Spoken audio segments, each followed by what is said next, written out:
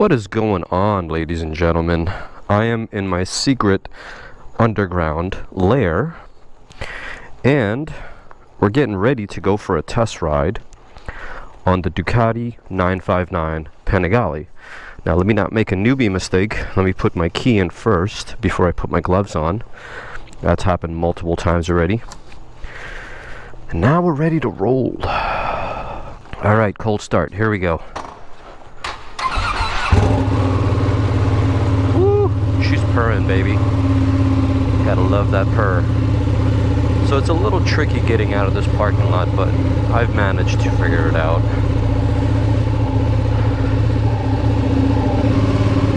Now, one thing is immediate on this bike. The turning radius is about the size of the moon. It doesn't have a great turning radius, but it's not a daily commuter. That's the first thing I definitely want to point out about this bike. As opposed to my KTM RC390, turning radius on that bike is probably as small as an apple. Or I should say as big or as small, whatever. Anyways, you get the point, an apple versus a moon. So that's my comparison of the turning radius of this bike. But overall, one thing is immediate, and it's that glorious sound that you're hearing, purring from this engine. That V-twin, blah, blah, blah, blah, blah, blah, blah, blah. Oh, every single time I hear it, my heart melts. All right, let's get ready to roll. So there's a small little hitch with my GoPro helmet mount. Since this is the first time I'm using my GoPro helmet with the mic setup, I kind of put the GoPro in the wrong place. Instead of bringing it from the top down, I went from the bottom up, and unfortunately the angle is a little bit low, so hopefully that's okay. It's my first video with the bike, but subsequent videos I'll definitely fix it. Hopefully it's not a problem. But let's talk about the idle a little bit. It's got a very smooth idle. Once it pretty much warms up, as you can see, it's at 124 degrees right now, but once it warms up, it hovers somewhere around 1,500 RPM. But when you're first starting it up, it's about 2,000 RPM, and it sounds really good. Currently I have the Ducati quick shifter enabled. I have engine braking at number 2, the traction control at 5, and ABS at number 2. These are all changeable within the system, and currently I'm riding it in sport mode. But let's hear this baby. Woo! Yeah, baby. So we're gonna go down to Torrey Pines, and we're gonna come back up. But immediately, one thing about this bike is that it's about 380 pounds. It's about 380 pounds dry. With fuel and everything, we're talking about 420 pounds. But that being said, the bike is very flickable. You can throw this thing around once it's moving. When it's standing still, it does feel a bit heavy. Once again, compared to the beginner bike, the RC390. The RC390 is just light getting on, it's light flicking it, but this bike, you can feel the heaviness when you're first getting on it, but later on, it just becomes very flickable and very easy to maneuver. At first, when I bought this bike about 2 weeks ago, 2.5 weeks ago, it was intimidating, considering I've only been riding a motorcycle for about 2 months. But now that I'm starting to get used to it, very easy to ride, very flickable, and the power is just so consumable. It doesn't make me terrified like it used to. But right now I'm in first gear. First gear goes all the way up to like 70 miles per hour. Second gear, I believe it's 80, and then 80 to 100. I haven't really tested it out, to be honest with you. Maybe we'll test it out in this video. But yeah, I got the bike about 2 weeks ago, and let's see here. And I got the bike about 2 weeks ago with 780 miles. Now it has 1362 on the odometer. So I've been riding it quite a lot. It's just one of those bikes that I get the itch to ride all the time. The beauty of this bike is just the color, the red color. It attracts so much attention. It's basically a Ferrari of motorcycles. And then when you couple that with the exhaust sound and the acceleration and all that stuff, it's just a dream come true, this bike. Like I said in the beginning, I was a little intimidated, but now I'm starting to get used to it. One thing I have not tried though, I have tried wet mode, which brings it down to, I believe, 110 horsepower. But sport mode is full horsepower. I believe it's about 157. And the difference between sport mode and race mode is that on race mode, you get full throttle response, which I have yet to try on this bike. Woo! Yeah, baby. Oh, I love it, I love it, I love it. There we go. Sorry if there was a little bit of wind noise. Visor's closed now. Oh, love this bike, love this bike, love this bike. No regrets. Every single time I get on it, I feel great. Alright, let's not crash. There we go. So this is the lovely Torrey Pines Road that I usually take my bike on. I go up Highway 1 all the way to Encinitas and Carlsbad and back. I'm not going to do a long trip like that this time, but I will try to see if I can squeeze in a good in-depth review. But right now we're in sport mode, like I was saying, and once we get to a stoplight, I'm going to switch it on to full race mode, and I want to see how that's like, because I haven't tried that yet. So the unfortunate thing with this bike is it does not have a quick downshift. It only has a quick upshift. So, but that doesn't matter anyways, because what I like to do is I like to rev match it, and I like to hear that growl. There you go, like that. Yeah. Ooh. Oh, yes.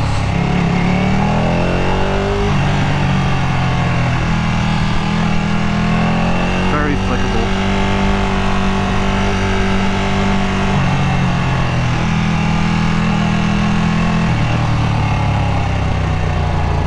So let's talk about fuel consumption. Not that it matters really. You don't buy this kind of bike for fuel consumption, and if you're really worried, probably not a bike for you.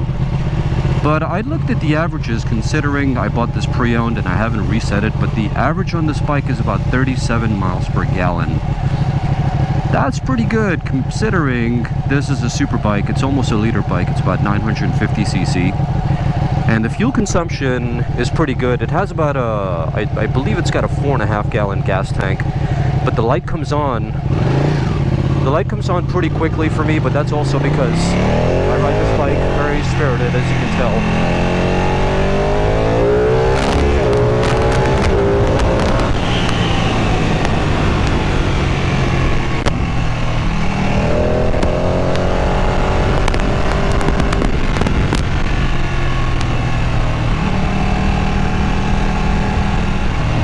Oh yeah, that power is for real.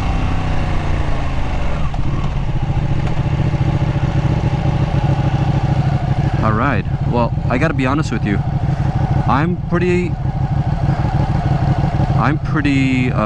scared to try on race mode. But there it is, it's on race mode right now. I have no idea what to expect. It's my first time. But we're gonna give this a try, and at first I think I'm just gonna take it easy because I have no idea what to expect. All I heard from everybody who's ever done this before is that the throttle response is greatly increased. The horsepower still stays the same, about 157 horsepower, but the throttle response is greatly increased. So that being said, let's talk about some of the things that I don't like about the bike. Let me think. Actually, there's nothing I don't like about this bike. Oh yeah, there is one thing. The heat. The heat issue is an issue with this bike, which I'll talk about in a little bit, but let me concentrate. We're in race mode. Woo! Oh boy. Feel it. Oh boy.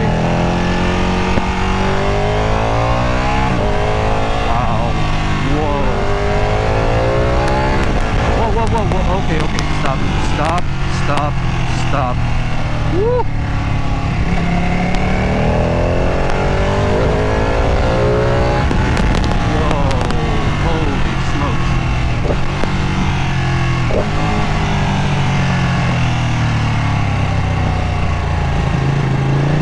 Wow.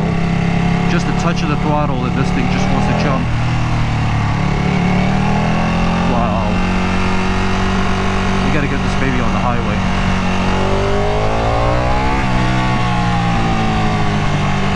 But I gotta be honest, it's something that I can easily get used to and continue to ride on this mode. I don't know if I'd want to ride in this mode like all the time.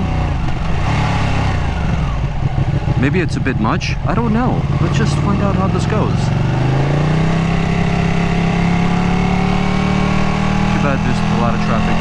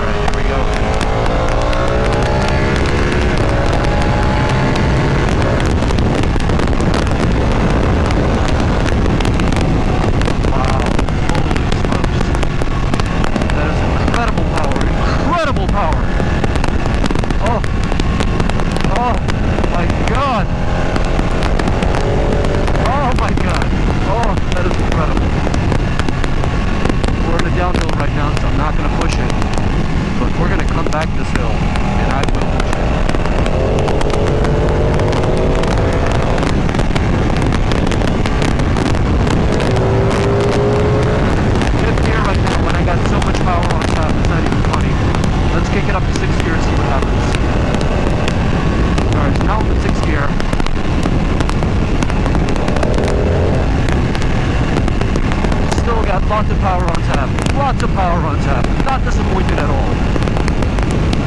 I am not disappointed. I do not regret this purchase. I love this bike even more now. Holy ish. Alright, let's drop it down to third gear.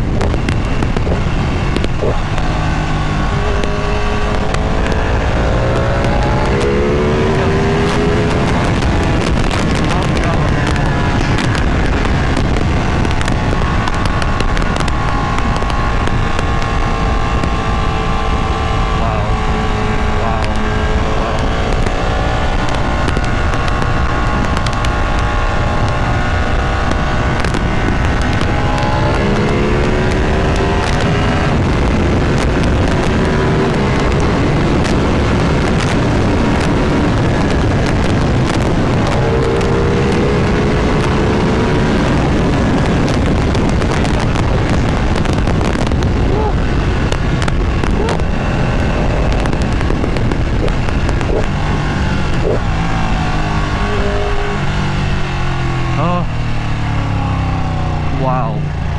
Holy smokes. Holy smokes. That's one way of waking me up in the morning. I'm doing this every single morning. There are people who jog, there are people who swim, there are people who just sit there and have their cigarette in the morning. I'm gonna get out and ride this motorcycle in race mode. Oh my god, I'm gonna have to trim my chest hairs pretty often because this thing is gonna make it grow really fast. Oh my god. Incredible. Incredible! Whoa! I almost got the front wheel to pop up. Incredible!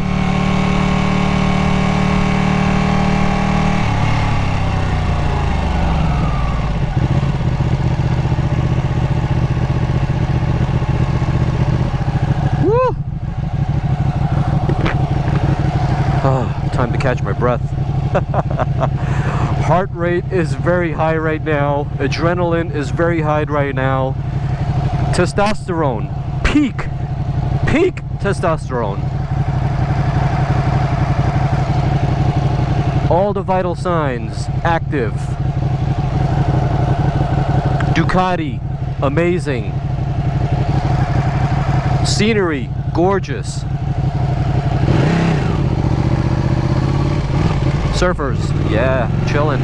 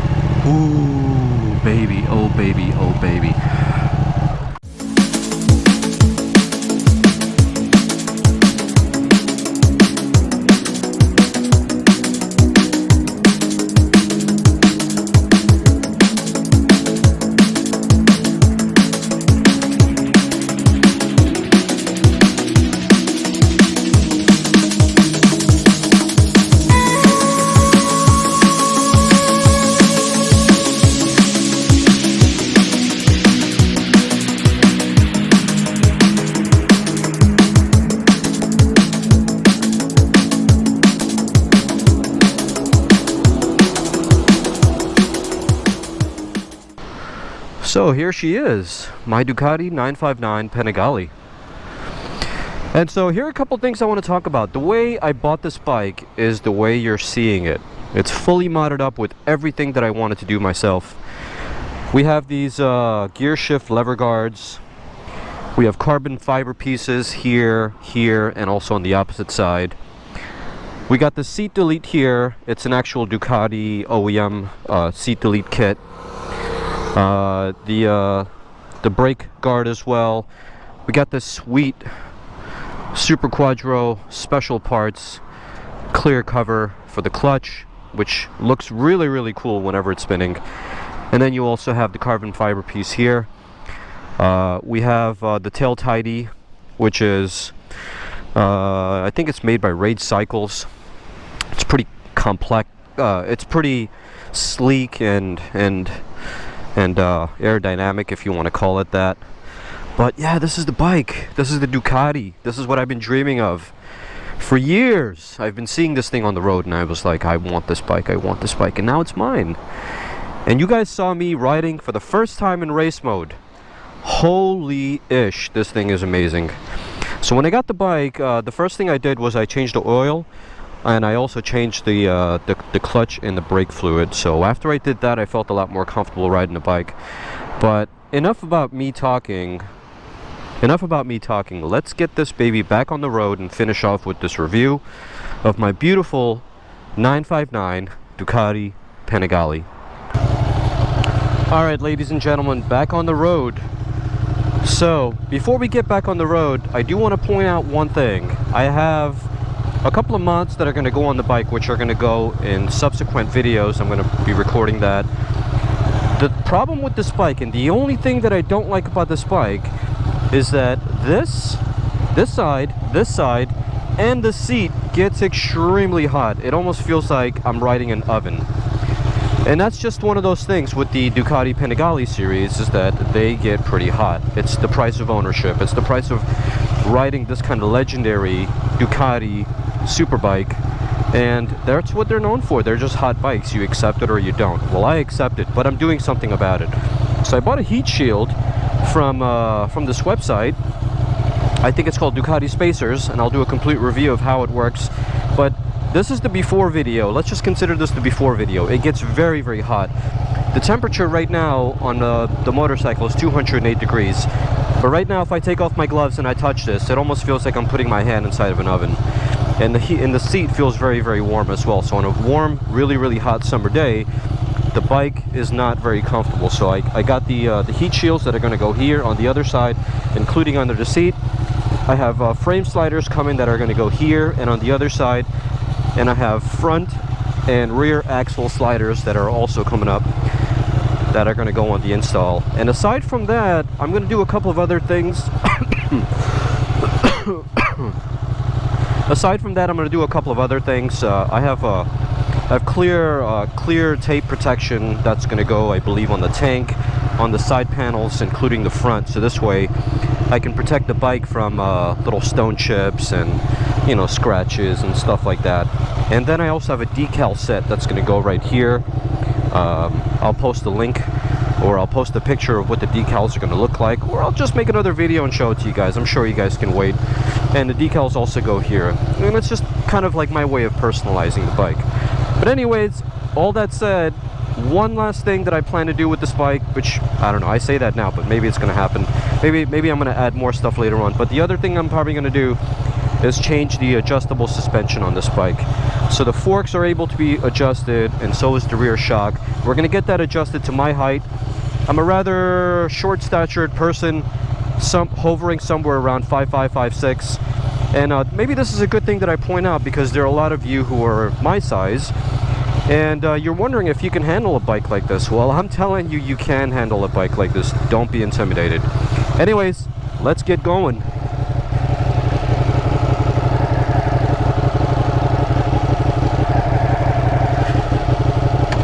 Oh, and you know what? Before I forget, shifting this bike into first gear, you hear that clunk.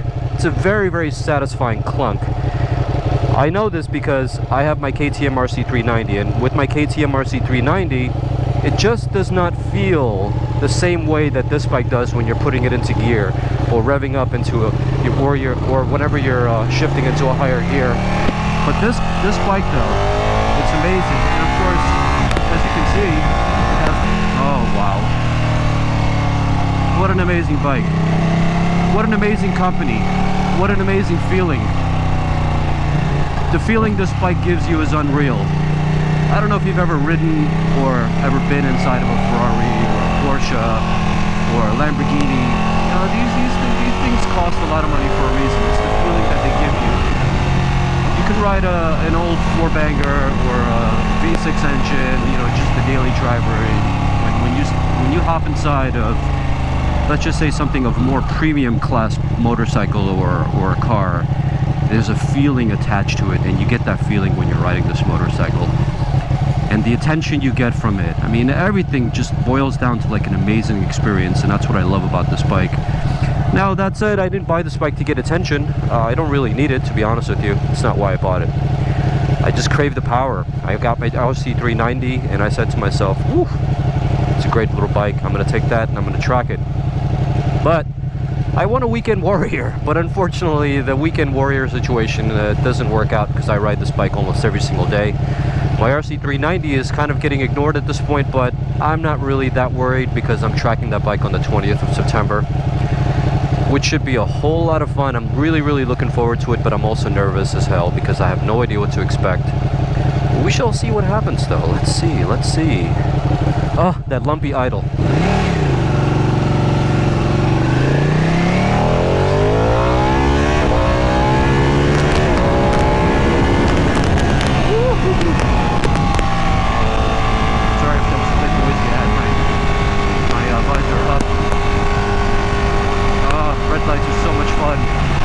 So much fun! I love this bike. I love it. And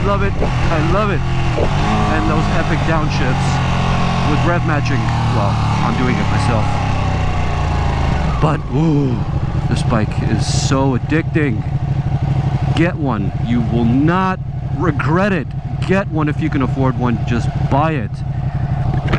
Just buy this goddamn bike. It is so amazing. Oh, look at this dumbass. Good job, dumbass. You gotta watch out for assholes like this. Well, there you have it, ladies and gentlemen.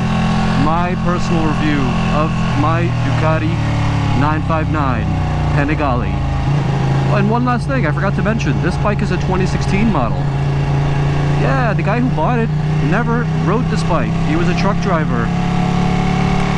And he was always away and probably put 200 miles per year on this bike, so it's practically brand new. It's got 0 scratches on the bike. Hardly ridden. I've ridden it more in 2 weeks than this bike has gotten ridden all its life. And I intend to. The way I'm riding now, I'm probably going to put about 10,000 miles on this bike in its first year. And I don't feel bad about that. These bikes are meant to be ridden. They're meant to be ridden hard. They were designed for that. And if you're not doing it, you're doing this bike a disservice. Still in race mode. Alright, let's see if I can put it in wet mode, see what that's like. Because you already heard sport mode. I mean, you already saw it. It sounds the same. The sound does not change. But now it's wet mode. It goes down to 100 or 110 horsepower from 157. Wet mode also increases the engine braking. The traction control is now in 8, and the ABS is in 3, which is in full ABS. In subsequent videos, I'm going to talk a little bit about the engine braking, the Ducati traction control, and also the ABS. We'll get more in depth with the menu system and everything, but for now, it's just enough information to quench your thirst, so this way you can come back for more, and I hope you do. So before I forget, please like or dislike this video, and be sure to subscribe. These videos will continue, and I'm just getting started. I love this hobby. I'm not going to give it up anytime soon. Safety is my #1 priority with this hobby, although I did have some fun and I continue to have fun, but that shouldn't take away from doing it in a safe, responsible manner. These roads were closed, public roads, so I just want to let you know in case you're wondering. And even though I said it was Torrey Pines or whatever. It's actually Mexico. Mexico is absolutely gorgeous.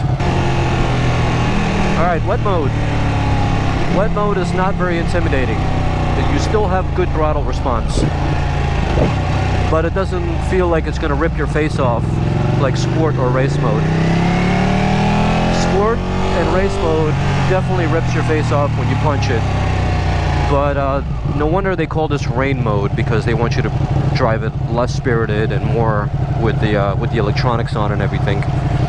But yeah, this ride is coming to an end, so thank you so much for joining me, and thank you so much for continuing to listen, and I hope you enjoyed it. And once again, subsequent videos will have a better camera angle than this, only because I put my GoPro, instead of the top down, I put it bottom up, and so I don't have that function where I can move the J connector up and down. And so yeah, hopefully you enjoyed this, and stay tuned for more. Signing out.